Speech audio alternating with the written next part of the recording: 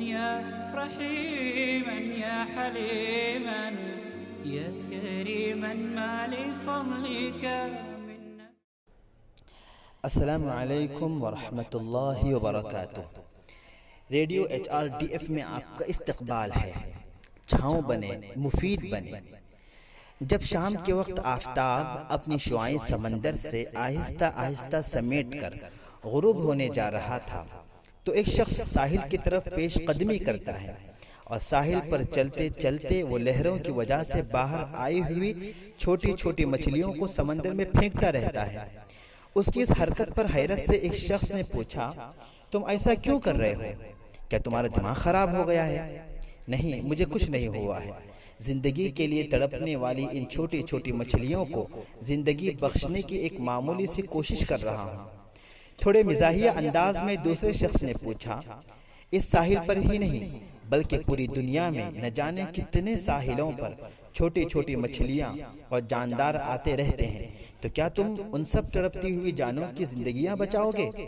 مسکراتے ہوئے وہ شخص کہنے لگا، ایسا کوئی نہیں کر سکتا، لیکن نظروں کے سامنے تڑپتی ہوئی کسی ایک جان کو تو بچا سکتے ہیں۔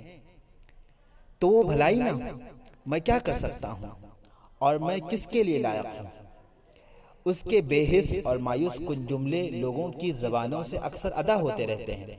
قتل و غارت کرنے والوں، ظلم و ستم کرنے والوں اور حق تلفیوں کے سوداگروں کو بقا کے اسباب قتل و غارت کرنے والوں، ظلم و ستم کرنے والوں اور حق تلفیوں کے سوداگروں کو بقا کے اسباب سکھانے کی ضرورت ہے، مگر بعض فتنہ گر لیڈر بن چکے ہیں۔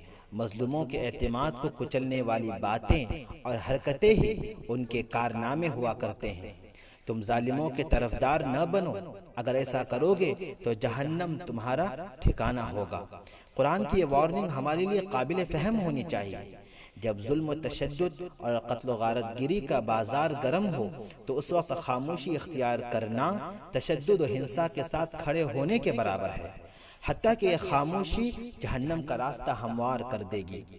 ایک ہی کھجور صدقہ کر کے جہنم کی آگ سے بچو۔ رسول اللہ صلی اللہ علیہ وسلم کے اس فرمان کو صدقہ و خیرات اور اس کے اجر تک ہی محدود نہ رکھیں، خود اپنے ذات کو اور اپنے سماج کو بڑی مصیبتوں کی دھوپ میں چھاؤں مہیا کرائیں، جس کے لیے ہر شخص کو تیار ہونا چاہیے۔ رسول اللہ صلی اللہ علیہ وسلم کے فرمان کا مطلب یہ بھی ہے، ہر کوئی شخص سب کچھ نہیں کر سکتا ہے، لیکن ہر ایک کچھ نہ کچھ تو کر ہی سکتا ہے۔ ہمیں جو صلاحیتیں و اہلیتیں عطا کی گئیں، کل قیامت کے دن اللہ تعالیٰ کی عدالت میں اس کے باز پرس ہوگی۔ یا رب، باتوں کو سمجھ کر عمل کرنے کی توفیق دے۔ اللہ کسی جان پر اس کی طاقت سے بڑھ کر بوجھ نہیں ڈالتا۔